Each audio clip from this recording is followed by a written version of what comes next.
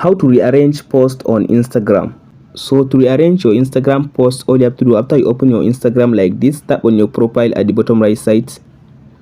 After you open up your Instagram, so let's say now I want to move this post to be at the beginning of my post. As you can see now, this image to be at the beginning of my post. All you have to do now, tap on the image. After you open the post like this, tap on this three dot at the top right side and tap on this where it says pin to your profile, the last option.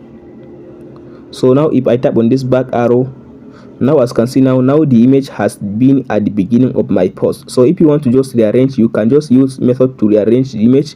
For now, there is no any official button for you to rearrange your image on Instagram, so you can use this method to rearrange your email your post on Instagram. Just tap on this three dot and tap on this pin to your profile and tap on this back arrow.